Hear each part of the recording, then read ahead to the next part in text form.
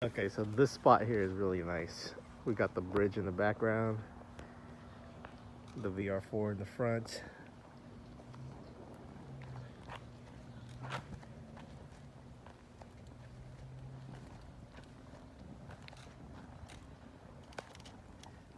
He's over here with a special lens.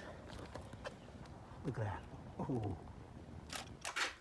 All right, guys, welcome back to the final episode of me DIY wrapping this MR2. So, if you guys are new to the channel, I am a DIY wrapper where I basically learned how to wrap from watching YouTube and then trying it myself. So now I am offering wraps in Sacramento for professionally.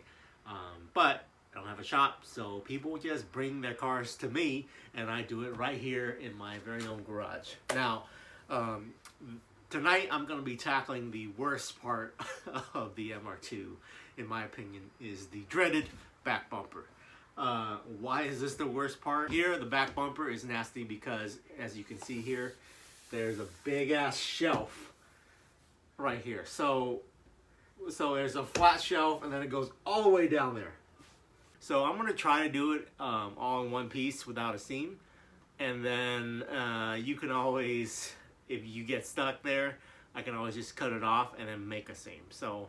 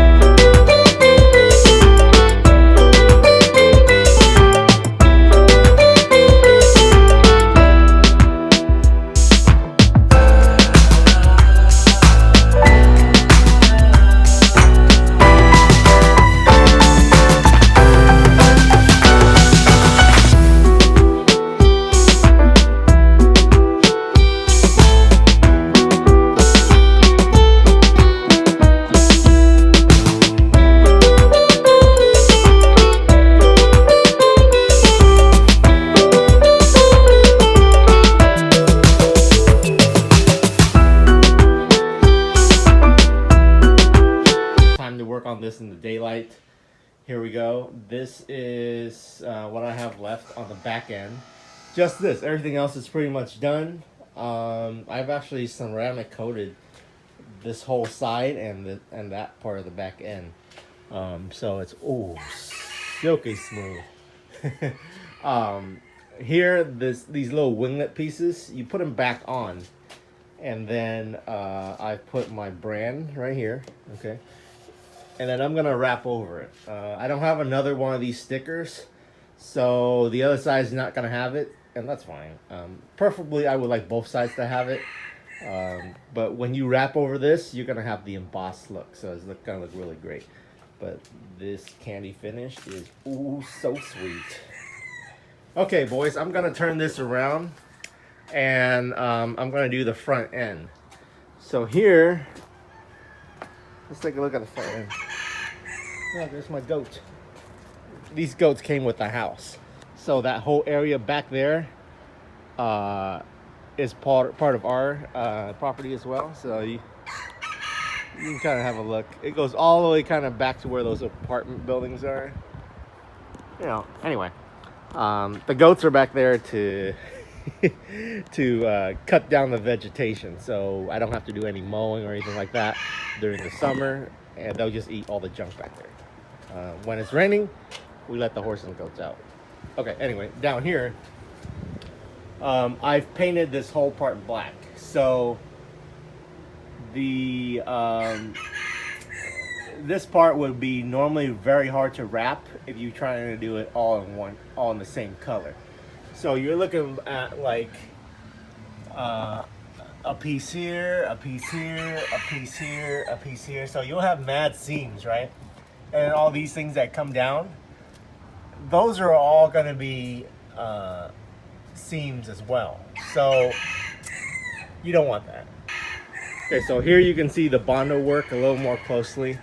I've plugged up these two holes right here. I might get the midship runabout badge that's on my Spider, get a red one and put on this. We'll see.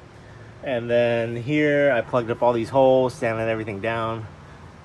Over here, this has all been plugged up. If you guys remember, there was a big ass hole right here. And then, yeah, that's all been covered by Bondo. There's also a hole right there and stuff like that. So this is the last part, guys. You will see me do this in time lapse, and then we'll show you the whole car.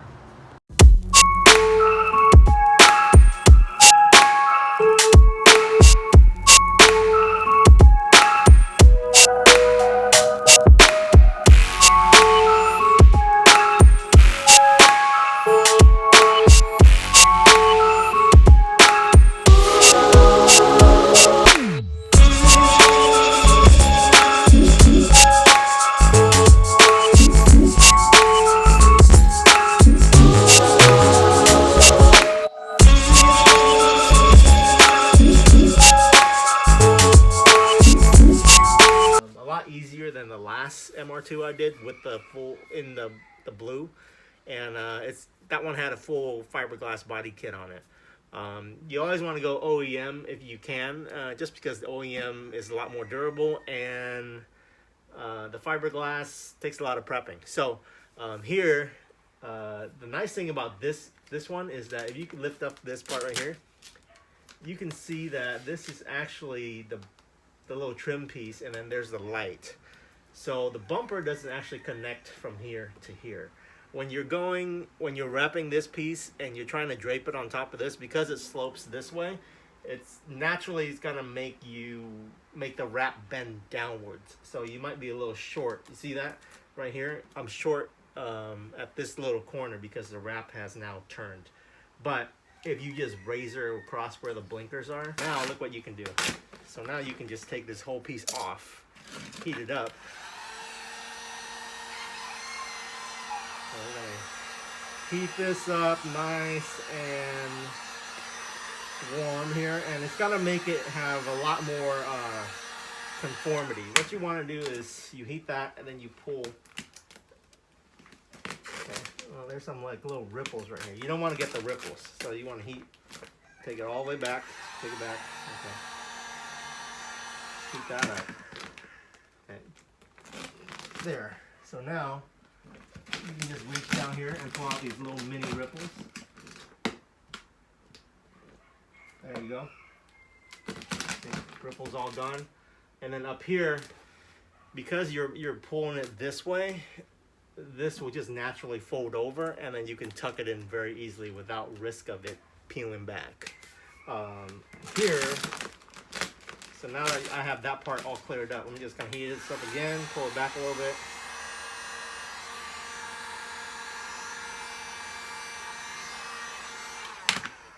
Okay. There we go. Look at that. So you lay as big as a piece as you can every time you do this, and then you go around the turn. Wherever you get a wrinkle, then you can just go back and redo it. This is a gloss finish, so it's not like chrome where you only have one shot. This, if you mess up, you can just, as long as you're patient and you don't crease it too much, you can just redo it. So down here, now all these wrinkles are flowing this way. I'm gonna relax it a little bit, heat this up. Okay. So now I can pull straight down.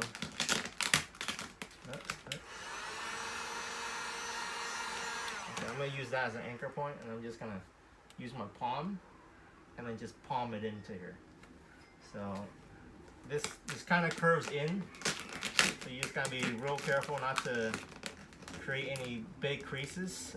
This material, even though it's a gloss, it's got like an aluminum finish to it, giving it that candy finish. So it does if you make a hard crease and you press it real hard, the crease will remain there. You'll see a slight discoloration, but so you guys see how I'm working it? Yes, see, you just work it with your thumb.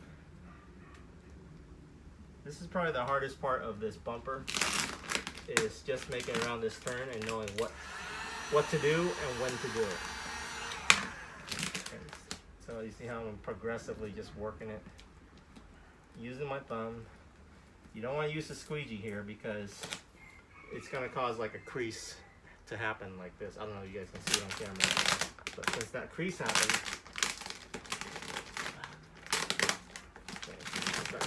we're going to pull this almost all the way back, get rid of the crease, heat that up,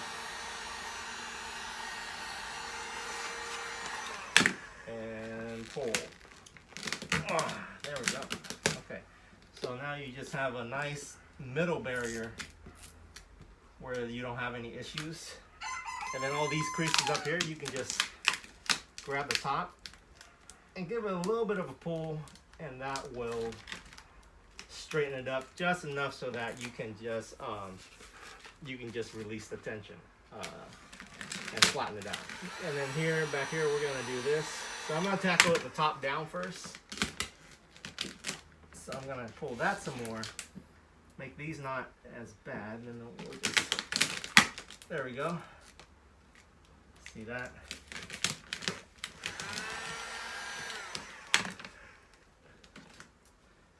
And that there.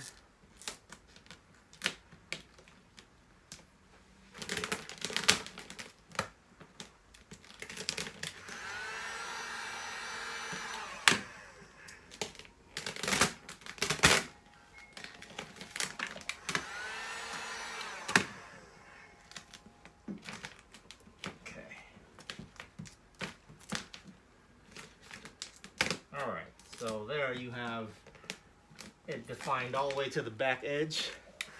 And then we just heat this, pull it down a little bit, and we heat this up, and then you just palm it in. Palm it in.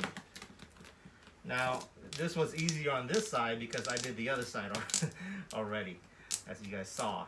And once you do one side, you pretty much are a master at the other side. So we'll heat this up. Okay.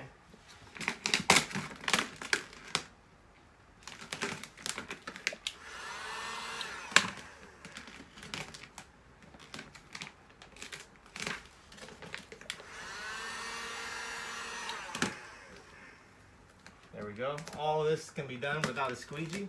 At this point, I hardly ever use a squeegee anymore, other than if it's like a really absolutely flat surface. Just because you have way more control with your hands. Okay, so there it is.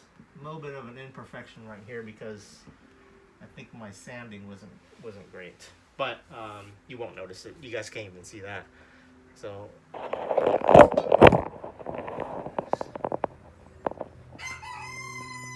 see, that's basically how you do it. And then here, we'll just pull that down and that will come out.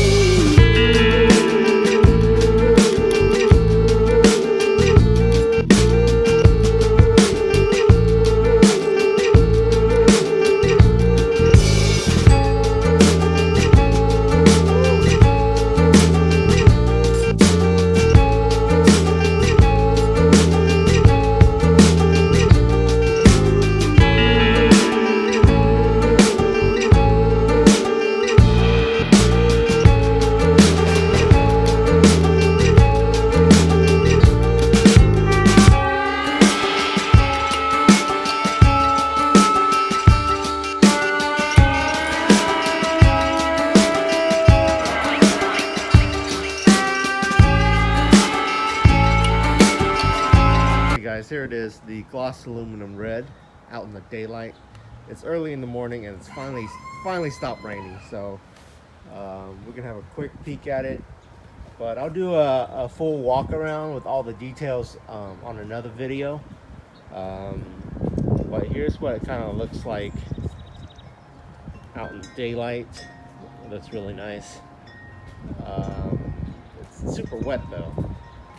But the ceramic coating on it has all these things beaded up, so the water will just come right off very easily. Okay, so you guys like this video, go ahead and give me a like and subscribe, and then catch me on the next one where we'll go over all the details of this wrap and where I laid my inlays and where the seams are and everything. So leave me a comment, guys, and I'll catch you guys next time.